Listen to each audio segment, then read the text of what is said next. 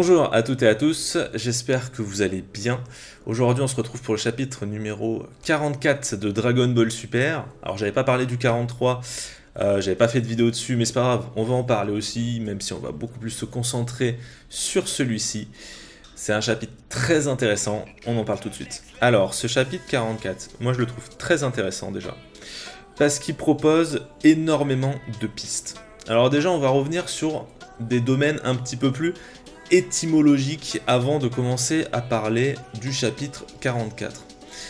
Alors, j'ai fait mes petites recherches, j'ai essayé de savoir un petit peu, en termes étymologiques, à quoi pouvait bien faire penser, à qu'est-ce que voulait bien dire juste les noms Moro et Mérus. Et j'ai trouvé des choses assez intéressantes. Alors, déjà, Moro, ça peut venir du réflexe de Moro. Je vous lis exactement ce qui est marqué sur la page Wikipédia. Le réflexe de Moro dit réflexe de défense est l'un des réflexes archaïques du nouveau-né. Ce réflexe se produit en réponse à un bruit fort et inattendu ou à une sensation de chute. Là où ça devient intéressant, c'est cette phrase. L'origine de ce réflexe peut être expliquée par le fait que nos ancêtres primates agrippaient la fourrure de leur mère après leur naissance, permettant ainsi à la mère d'avoir les mains libres. Si un bébé tombe en arrière, son premier réflexe sera de tendre les bras en avant pour attraper sa mère.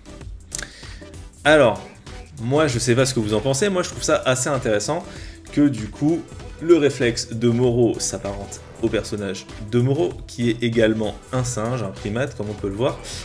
Et moi je sais pas ce que ça vous fait penser, mais moi quand je lis ce petit passage wikipédiesque, on va dire, qui parle du réflexe de Moro et de l'instinct chez le nouveau-né et à la base, du coup, chez le primate, bah, l'instinct, ça vous fait pas penser à quelque chose?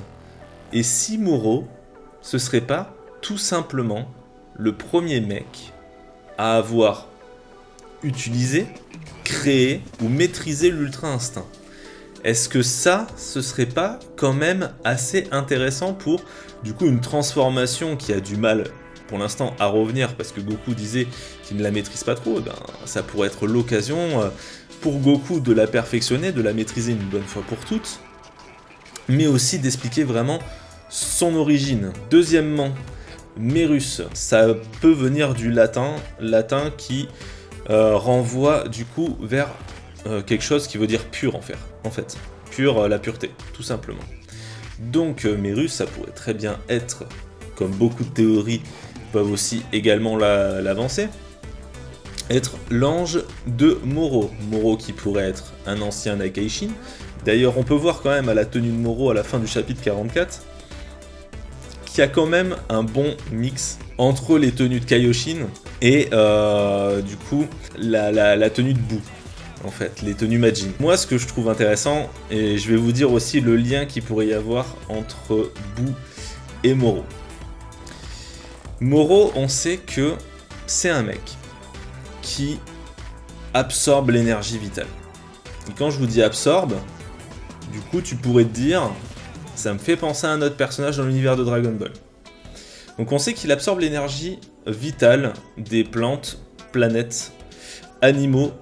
Et là, on peut le voir aussi, il a tenté, en chopant Eska, donc le petit Namek, de le bouffer. Donc j'imagine lui absorber son énergie vitale à la manière d'un C19 ou d'un C20. Ce qui est étrange par contre dans ce cas de figure-là, c'est que dans le chapitre précédent, on a vu qu'il absorbait tout ça à distance. Et dans ce chapitre-là, on le voit tout simplement avoir besoin d'agripper la personne pour absorber son énergie vitale. Alors, est-ce que c'est par un souci de temps? Est-ce que c'est par un souci de rapidité d'absorber son énergie beaucoup plus vite? Parce que s'il le fait à distance, c'est moins rapide. Est-ce que s'il absorbe l'énergie vitale à distance, il ne peut l'utiliser que pour faire par exemple du Kikoa, comme on a pu le voir dans le chapitre un petit peu précédent, ou alors le temps qu'il absorbe le truc pour augmenter sa force, est-ce que là ça pénètre directement dans son système nerveux et du coup il devient plus puissant? Voilà, il y a plein de questions à se poser, et moi je me dis que peut-être, parce qu'il me semble avoir vu, alors c'était par contre des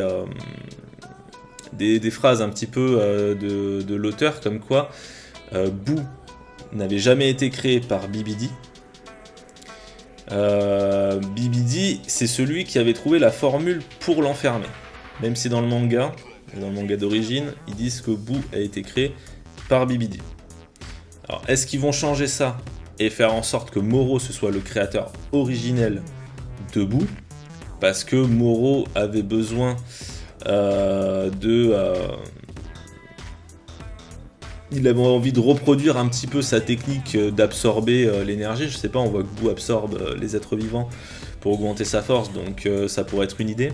Après, je pense qu'il va y avoir un souci de temporalité si jamais il y a cette explication là, sauf si Moro a été celui qui a, un petit peu à l'instar du Docteur Gero, ou Docteur Gero plutôt, c'était celui qui a fait les plans de fabrication de Boo et que BBD s'en est servi pour créer la créature. Du coup là ça coïncide je pense avec l'énorme temporalité, parce que le mec ça fait 10 millions d'années qu'il est du coup en prison, donc c'est normalement pas possible qu'il ait pu créer Boo, qui est arrivé beaucoup plus tôt dans l'histoire.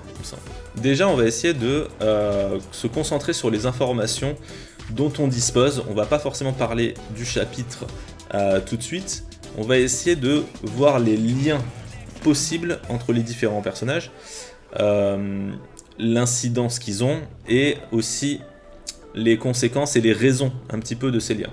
On sait que Merus, c'est le mec qui nous a dit il faut qu'il y ait le Daikaioshin pour enfermer du coup Moro, parce que c'est la seule solution possible. Ok, maintenant on va mettre en place une petite théorie. Si Merus c'est vraiment un bâtard, et c'est vraiment le mec qui a permis du coup à son Daikaioshin, c'est peut-être possible, Moro de sortir de sa prison. Le mec dit dans ce chapitre-là qu'il a eu une étincelle de pouvoir magique juste avant qu'il crève, donc c'est assez étrange. Bref, imaginons Merus, il a tout intérêt à ce que Moro revienne en liberté. Est-ce qu'il serait pas en train de lui livrer Boo, tout simplement? Est-ce que si le Daikaioshin est lié à son Daikaishin et que Merus est un ange, vous voyez un petit peu le délire, Daikaioshin lié à Moro, Merus ange du coup de Moro. Du coup Moro n'avait aucun intérêt à tuer le Daikaioshin, il avait tout intérêt à le maîtriser, à l'enfermer, parce que si un Daikaioshin tue du coup son Kaioshin, il meurt. Bon, ceci étant dit, est-ce que Merus ne serait pas en train de lui livrer le Daikaioshin au bout pour que celui-ci soit utilise une sorte de magie pour peut-être l'absorber, à l'instar de Boo qui absorbe les ennemis sans pour autant les tuer, pour pouvoir le garder en lui et du coup ne plus avoir de faiblesse? Est-ce que il veut les Dragon Ball du coup de Namek pour comment ça s'appelle, pour se délier de ce pacte avec le Daikaioshin? Est-ce qu'il veut retrouver sa jeunesse à l'instar d'un Piccolo Daimao pour retrouver également son pouvoir, ou juste son pouvoir parce qu'il parle qu'il est en fin de vie, donc ce serait peut-être plus logique qu'il retrouve sa jeunesse? On sait que pour Unga, du coup, le Shenron de Namek, il peut pas de toute façon, comme le Shenron sur Terre, tout simplement effectuer des vœux pour, par exemple, pour buter quelqu'un si la puissance est beaucoup plus grande que celle du dragon sacré. Donc du coup, il faut que ce soit des vœux qui sont en lien avec le personnage. On a vu du coup que Porunga avait pu remonter l'énergie de Goku à son niveau originel quand il se battait contre Boo et qu'il était en train de galérer avec son Genki Dama. Bon. On pourra avoir aussi l'explication de la technique du Genki Dama. Peut-être que c'est une création à partir des techniques que Moro a faites, parce qu'il absorbe l'énergie des planètes et des êtres vivants. Bon, lui il est un peu à l'extrême pour les buter. Peut-être que le Genki Dama était inspiré de cette technique également. Maintenant, pour en revenir un petit peu à ce chapitre. On voit dans ce chapitre que Moro il se dirige vers la nouvelle planète Namek. Et là c'est très intéressant parce que personnellement, ça m'a fait extrêmement plaisir, du coup, de retrouver Vegeta sur Namek, et qui plus est, avec des problèmes de conscience. Ça, c'est assez intéressant. On voit que Vegeta s'en veut d'avoir détruit une partie du peuple Namek, qui, je rappelle, n'a jamais été ressuscité, parce qu'il ne faisait pas partie du vœu fait par le dragon sacré à l'époque, quand Goku était en train de finir Freezer sur Namek. Donc c'est assez intéressant parce qu'on voit qu'il s'en veut en fait, au final de sa vie passée, et qu'il est dans une sorte un petit peu de rédemption. Donc Vegeta il sauve Eska, et ça c'était stylé. Vegeta on voit qu'il est en lien avec du coup, comment ça s'appelle, le soldat de l'armée de Freezer qu'il reconnaît, vu que c'est lui qui a un petit peu bavé, mouchardé sur le fait que les Dragon Ball existent et que Freezer recherchait du coup le pouvoir des Dragon Ball, ce qui a fortement intéressé Moro. En plus il sait qu'il y a 3 vœux à faire, il lui a fait au gars, ouais, t'auras droit à faire un vœu, même 2 vœux, moi j'en veux juste un, le reste je m'en fous. Mais on va voir si c'est vraiment vrai. À mon avis, ce qui va se passer, c'est que Moro ne pourra pas, je pense que quand même ils vont arriver à contrer Moro, d'une façon ou d'une autre. Moro ne pourra pas utiliser les Dragon Ball de la planète Namek. Quoique, je dis il pourra pas dans le sens où je me dis il y a deux cas de figure possibles. Soit on part vraiment sur les Super Dragon Ball parce qu'il ne peut pas utiliser les Dragon Ball de la planète Namek, et ça pourrait être assez intéressant en fait de faire une espèce de course contre le temps entre la Z-Team et la Moro Team qui cherchent tous les deux à choper les Dragon Ball en premier, pour l'un pour empêcher l'autre de faire son vœu et l'autre pour devenir le gars le plus puissant, etc. Ou alors,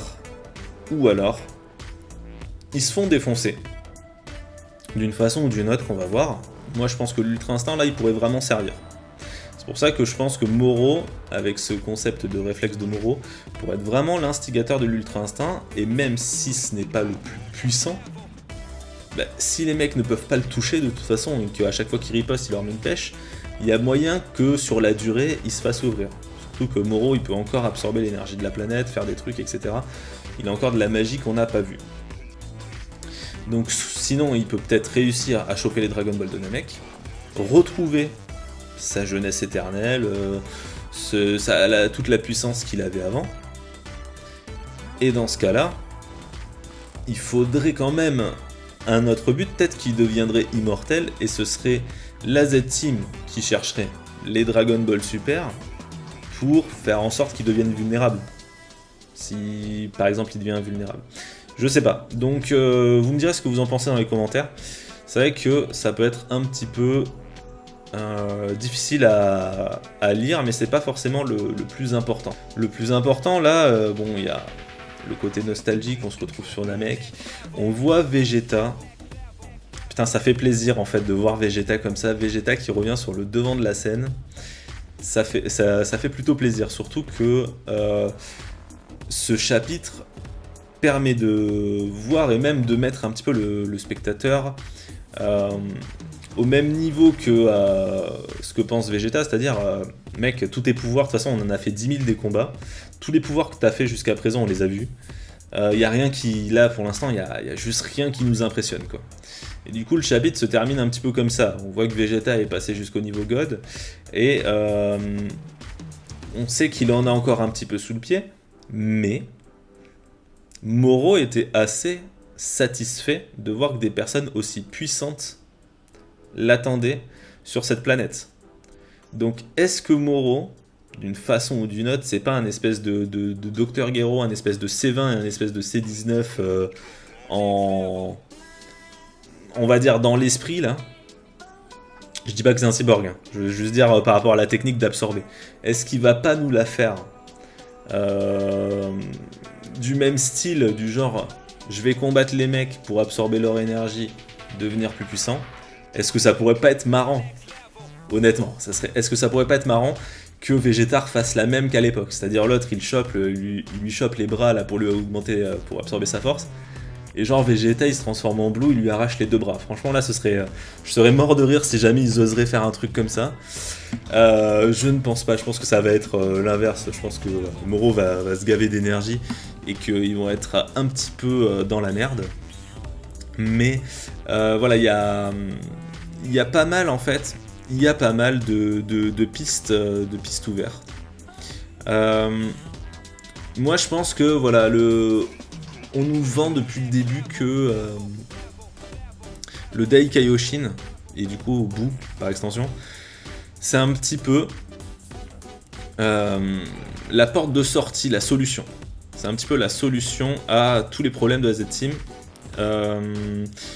Et qu'il faut l'utiliser pour ça. Moi je sais pas si c'est pas la solution de Moro en fait.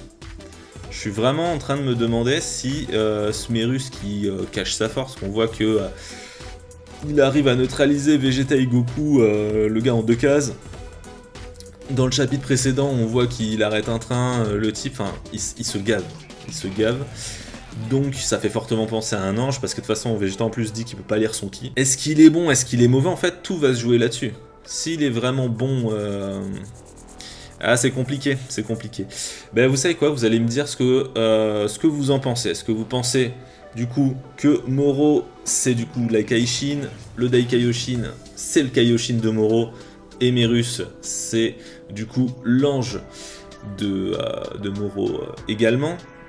Est-ce que du coup Moro, il a trahi les Akaishin et c'est devenu le premier mauvais Akaishin de l'histoire? Est-ce que c'est lui qui aurait pu, dans le concept, créer Buu ou élaborer des plans pour Buu? Qu'est-ce qu'il recherche? Qu'est-ce qu'il veut? Est-ce que vous pensez qu'il va obtenir les Dragon Ball? Est-ce que vous pensez que c'est le créateur du coup de l'Ultra Instinct, qui pourrait faire lien du coup avec les réflexes de Moro? Merus, qui veut dire pur, tout pourrait matcher en fait dans l'idée. Donc voilà, vous allez me dire un petit peu tout ce que vous en pensez, ce que vous pensez de ce chapitre 44. Moi pour ma part j'ai apprécié, j'ai vraiment aimé ce petit chapitre 44 parce qu'il laisse du mystère. On n'est pas obligé de tout le temps tout montrer, de tout le temps tout faire. Moi je trouve que ce chapitre, il met l'eau à la bouche, voilà, juste ce qu'il faut. Il permet de se poser des questions, de se triturer un peu le crâne et de réfléchir. Donc voilà, si vous avez kiffé ce chapitre et cette vidéo, n'hésitez pas à partager, à liker, à vous abonner. Et puis on se retrouve pour une prochaine vidéo. Tchuss!